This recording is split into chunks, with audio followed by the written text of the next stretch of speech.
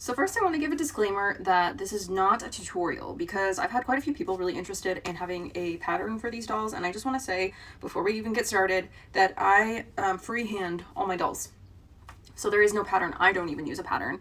And although I would love to release a pattern, it's just not something that I'm interested in doing at this point, just because it requires a lot of time and effort.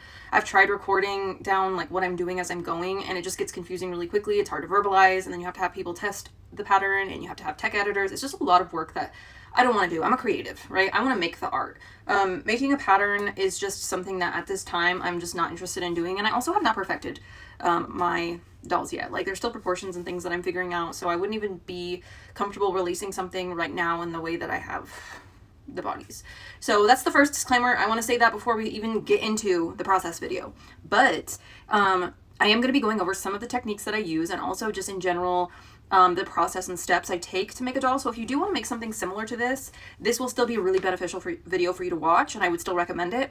But I just want everyone to know going into this that is not what this video is. It's not a tutorial. So I just want to get that out there first, okay? Okay. So the very first thing I do when I'm making one of these dolls is to conceptualize, brainstorm, if you will. And I know we learned to do this in like elementary school, but truly that's what I do. And the main place that I like to go to is Pinterest, of all places. I do think that Pinterest has become a tiny bit saturated with AI and ads lately. However, I still really enjoy the process of making and creating pins and like a folder and everything on there. Like, I don't know, it just works with my brain. So I'll put an example of the way that I like to categorize. I will conceptualize, right? So I'll think of an idea. For example, for the one I'm making today, I wanted a fairy. So in my mind, I'm like, fairy. Then I start to think, what kind of fairy?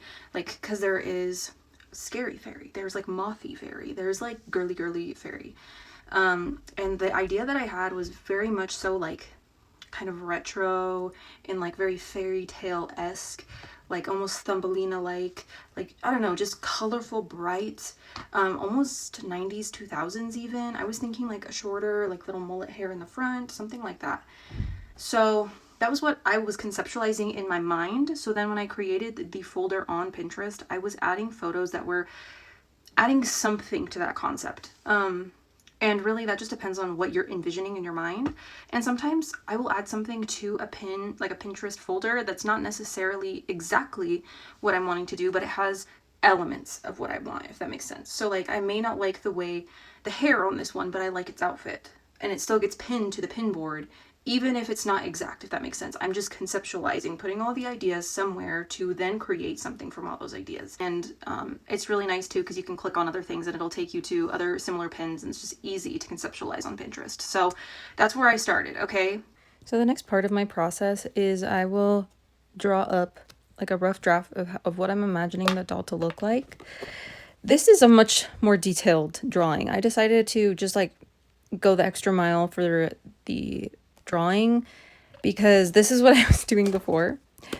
It was just this really sloppy sort of like 30-second drawing, right? And so you can see this is how I've done it in the past, but I decided this time around to really put time and effort into it and make sure that I was really like focusing on what I wanted the shape of the body to look like, and then the eyes, and just in general what details I really wanted to emphasize, and also just like what I was planning for the outfit.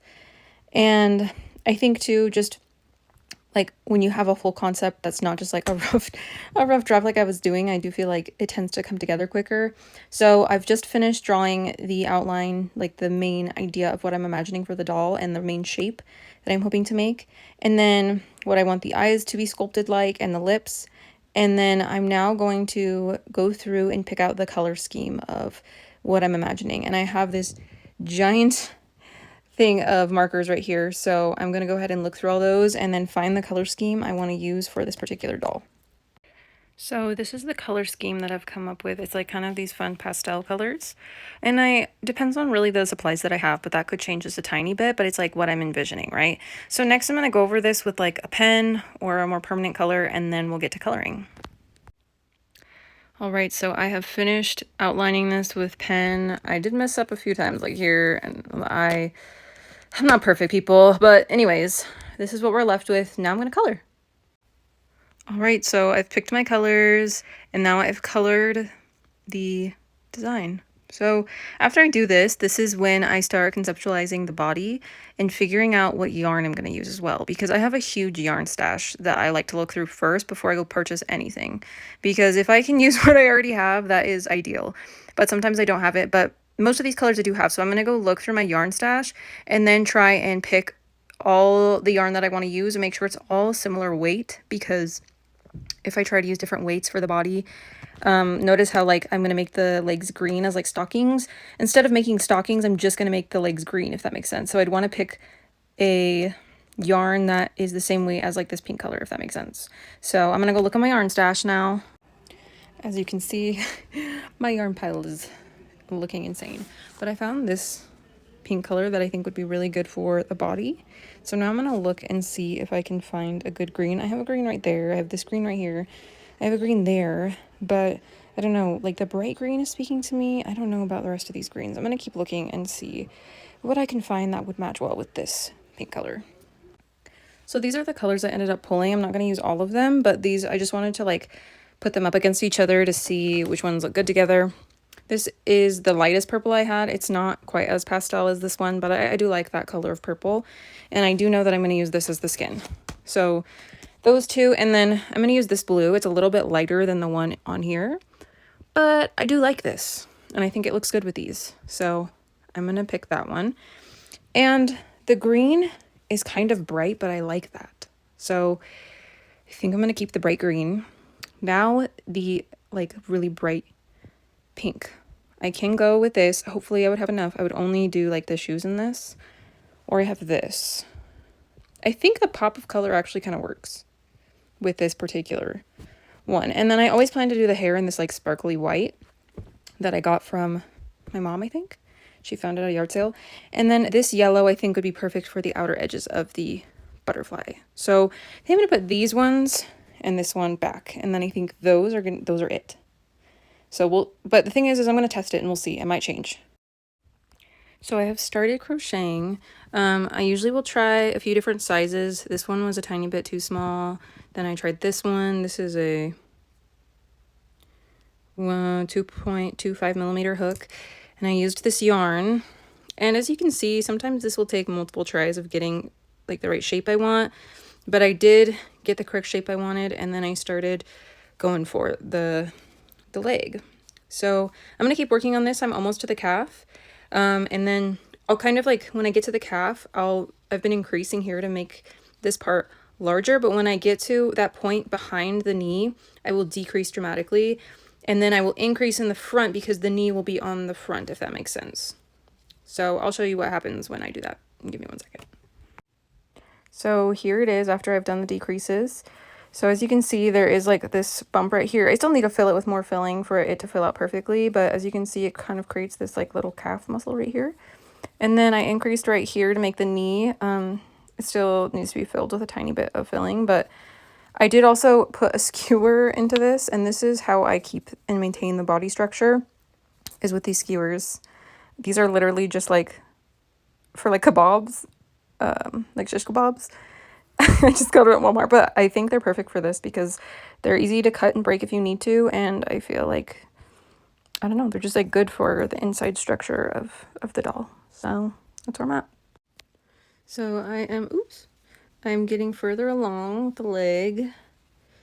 You can see that the thigh is starting to knit up. I have maybe like another 5 or 6 rows until I will then switch off to the other leg, and then I will end up joining them, but I have to finish this one first, so we'll see how that goes. So I have finished one leg, and the proportions, I try to make the bottom part of the leg the same size as the top part of the leg, and I will increase as it goes up, but I don't want to increase too much because then like the body will get too big once I join these two legs, and then the calf will look too small. So I want to make sure that I don't increase too much, but obviously the thighs are always bigger than the rest of the legs. So, and here you can also see the calf is way more pronounced now that I've filled it.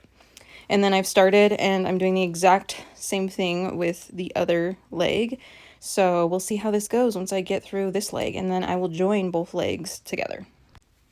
So I have officially finished both legs, and so I will be connecting them together, and then I will start with the torso. So I will just have to connect these two at the top using the skin color yarn, and then I can get going on the torso portion. Okay, so I've joined the two legs together, and now I'm gonna start the body. I know this is super weird, but in order to make the butt, I do a chain and then go in a spiral. I don't know, it's kind of weird. This is why it's so hard for me to like make a pattern, because it's so hard to explain the methods that I use to make these dolls. It's weird, but that's what I'm gonna do next, so I'll check in when I finish that. All right, so this is where we're at now. I finished the bum.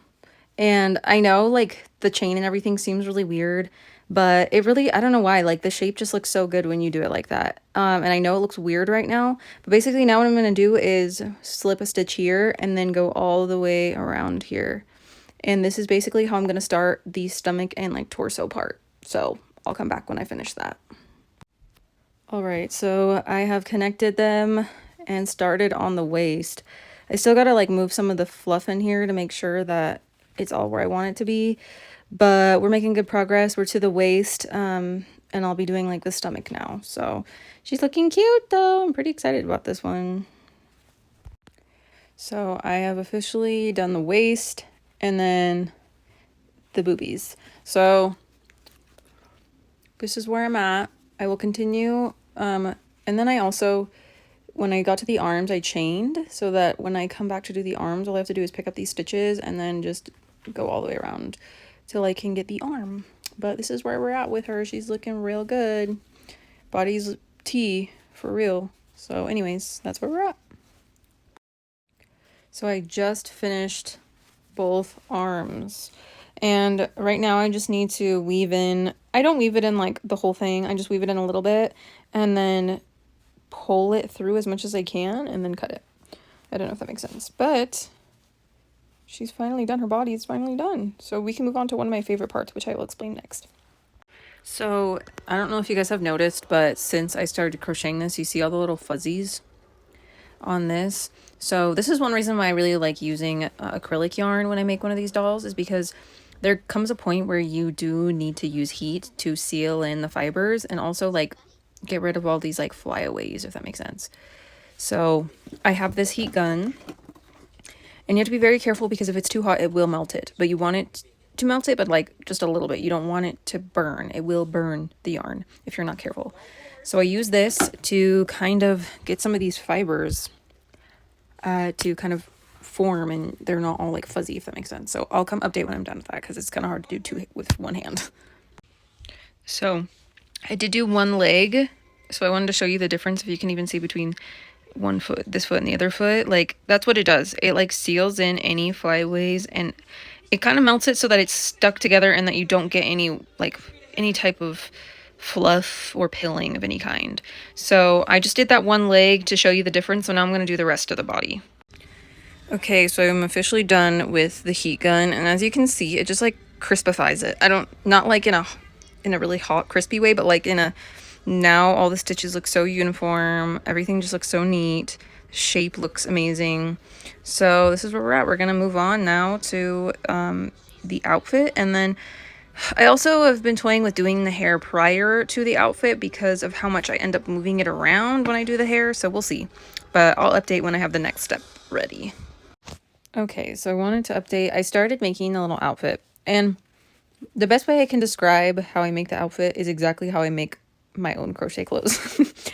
Like I just made like a little bustier thing that you can make like for a shirt, for like a crochet shirt. I just made it super tiny. So what I'll usually do is I'll start crocheting it onto the body, because it's kind of hard to dress the doll once the item is already made, unless you're using like a lace-up technique or something, or like a button. So I usually will crochet the outfit right on to the doll. So this is where we're at. I swear I always update this when it's nighttime, because this is when I work on the dolls the most, is like at night after work. But I have finished her little leotard thing. I'm going to go in and add like a little ruffle skirt, I think. I'm still toying with what exactly to do with the skirt, so we'll see. But she's got like just her little leotard, And then once I add the little skirt, I also, sorry, this is unrelated, but I also need to add little elf ears here in just this pink color. I'll probably just go in and add them, like just connect them to the head and add them. So we'll see how that looks, but she's looking real cute and her outfit's looking cute. I'm excited about this, so we'll update again later. So I have now added the little skirt. I will sometimes use glue to like place this where I want to, but for now I'm just leaving it like this. I am gonna start doing the hair, so I will update with how I do that. It is probably one of the most time-consuming parts of the process, so I will explain when we get there. So the way that I put the hair in, it's kind of hard to tell, but basically I put my hook in here.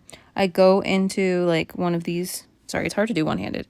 I go into like one of these, pull it through, and then go all the way to the end. And then I go back and forth a few rows until this amount would be covered. And then I'll go, and I'll show the next part that I do after that. But basically I go through after I've done like a good chunk of crochet here, that I'll go back into like every other stitch and do a chain to create the hair. And then I'll go back and crochet into the chain, if that makes sense. But I will show you when I get to that point, because I can't even really show you right now unless I find somebody to hold the phone for me so that I can videotape, but I'm going to do this all the way across.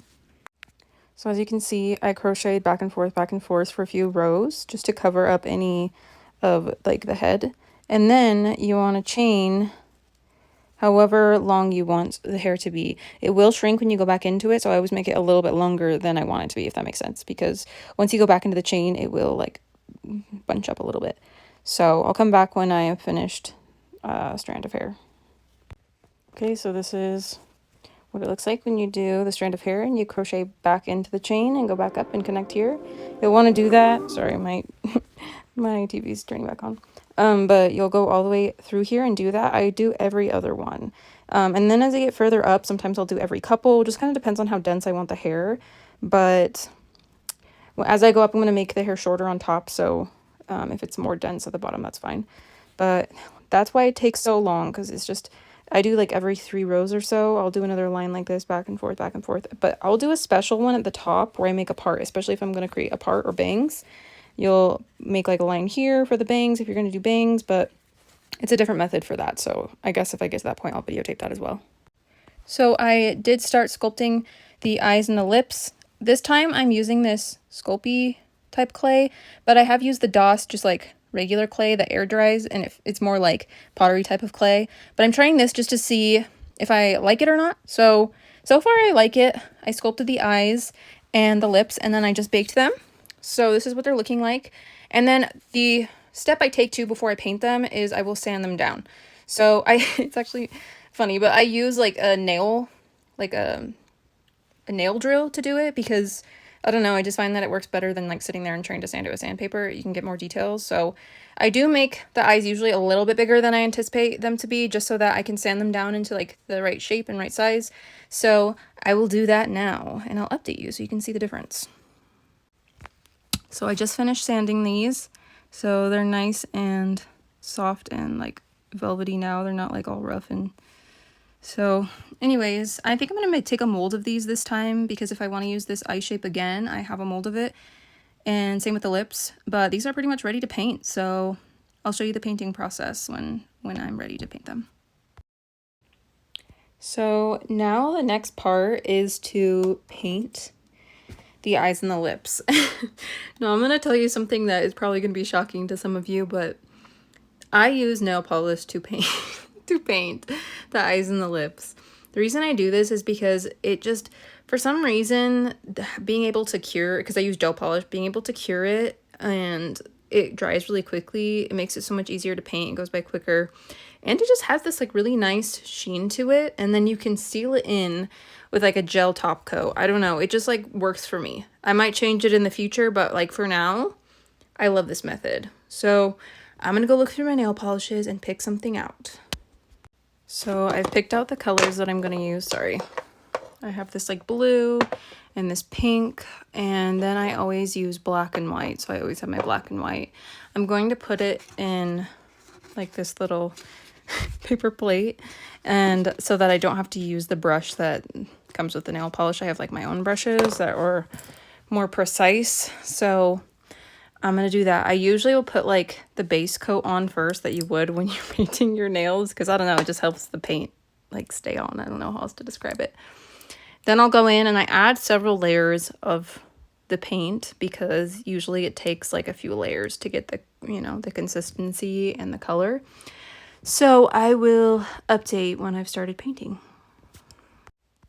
All right, so I have finished painting the lips. I'm in the middle of painting one of the eyes, and this is how this one's looking. I still have a little bit to do, but I wanted to show you what I meant by like the paint has this like glossy effect. I don't know, like it does something. So anyways, there's her lips. I'll update when the eyes are done.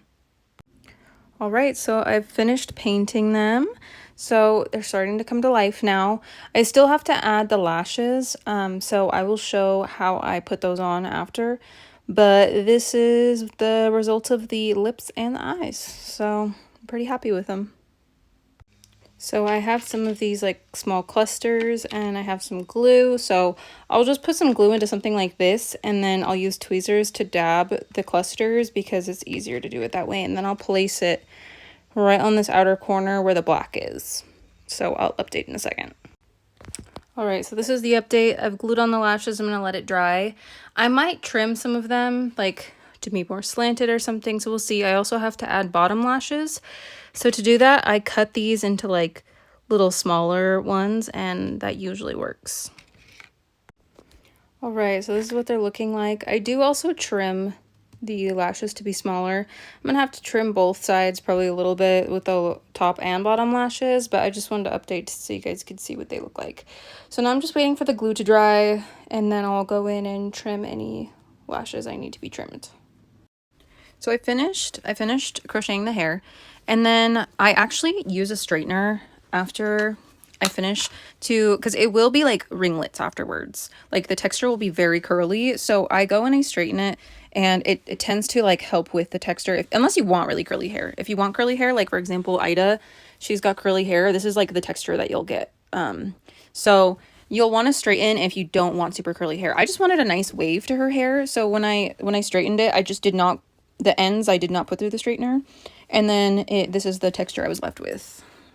So why she has a bunch of pins in her hair is because after I finish crocheting the hair and then straightening it, I go and I glue down any pieces exactly where I want them, because it's very easy for the hair to like stick up. Even if you crochet it a certain way, sometimes it's just the way it is. So I go and I use the E9000 fabric glue, and I put it underneath each layer of the hair except for the bottom, if that makes sense. So any part that's touching the scalp, I will go in and glue it down so it doesn't ever fly up. And then also this allows you to like, I don't know, put the hair exactly how you want it. So this is exactly how I wanted it. So the hair is done. And then now that the hair is done, I started crocheting her fairy wings, which to be honest, I'm winging this. Every time I say that, I have to like make a pun out of it because I actually am winging it, but it is the wing. Anyways, so I'm literally just making this up as I go, but I have unraveled this a few times, and now I think I've got a shape that I like. So I'm going to keep working on this and testing different things to get the shape that I want. So that's where we're at. This is also super random, but when I take these pins out, if it comes out super easily, I'm fine. But if it's like stuck, I use pliers because the little top part will pop off if you try to use your hands to take it off. So that's just a tip. If you are gluing and it seems a little stuck, you should use pliers because you're going to break all of your pins.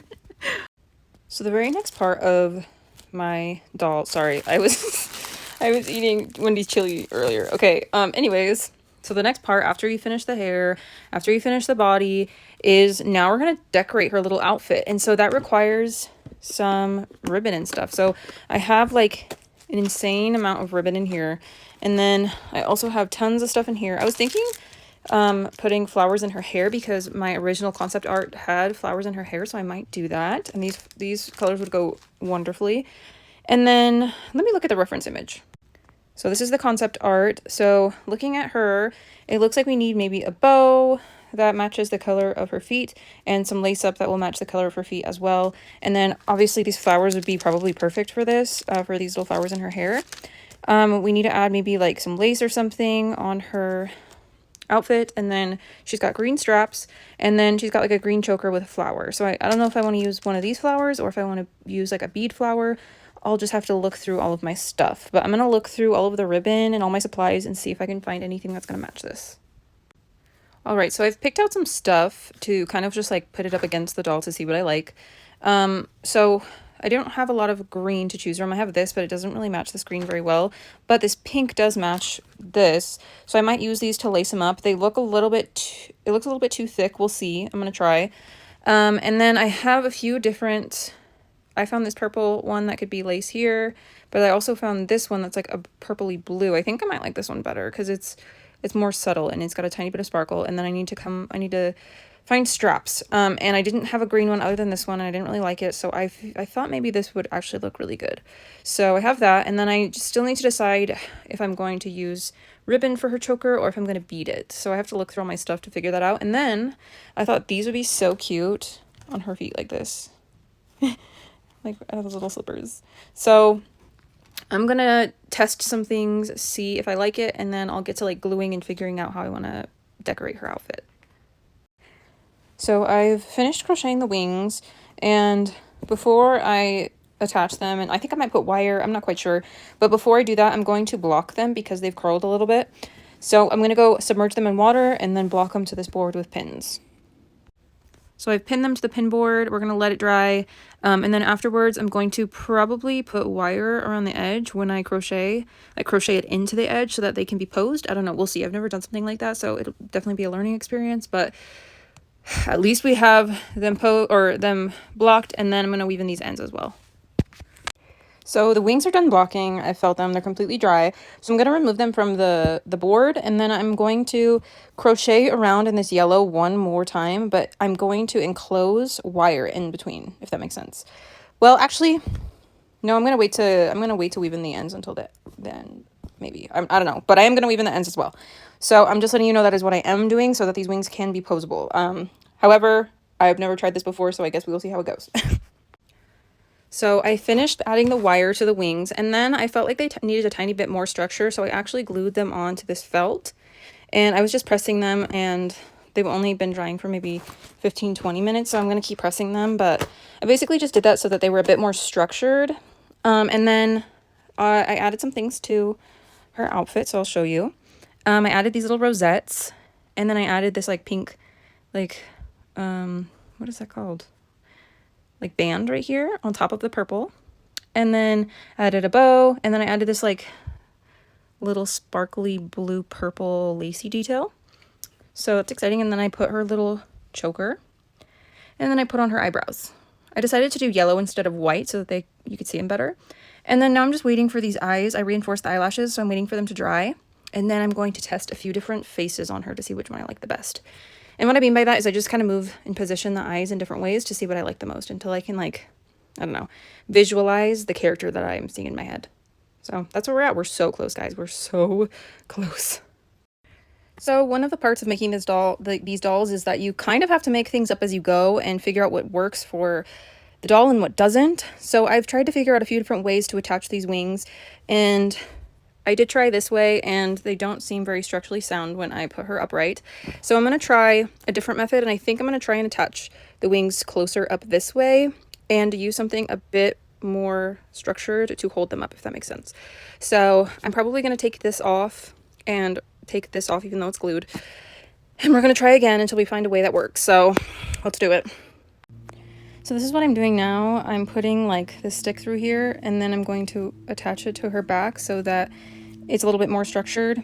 It has been bugging me that this is angled this way, but this one's angled down. So I think I'm going to remake one of the wings because it's literally driving me nuts. But I'm just not going to show that because I feel like it's not necessary, but I probably am going to remake one of them. But I think this method will work way better, if that makes sense. So I will show you when it's complete. So the next thing I do is glue on the eyes and the lips, and this process is kind of tedious, but I always use E9000, or sorry, I keep saying E9000, it's E6000. And basically I just put the glue on and then place it, and then I kind of mess around with like the angles and which way I like it until I find a face that I like. And this is where we landed with her. and I think she looks really cute. So that's how we landed. And it does take a minute for the glue to dry, so if you put it on and you want to adjust it, you can move it a tiny bit. But once it starts to dry, it will not move and it will not budge. So you have to make sure that you test all those things while it's drying, or else it could get stuck in a way that you don't like. So that's how our face turned out. Next thing I need to do is just put the wings on, and then we're done. This is going to be a temporary method of me putting on these wings until I can go and re-crochet this one to match that one better. And so I'm just going to put them in temporarily, but this is what she would look like completely done. So I'm really happy with how she turned out, and I'm so excited for you guys to see this. So that's how I made her. So this is the final doll. This is Amaretto, and I'm very, very excited about finishing her. I think she turned out really cute, and just like any other project, there's always things that I wish I did better, obviously, but at the same time, she turned out amazing, and I love her.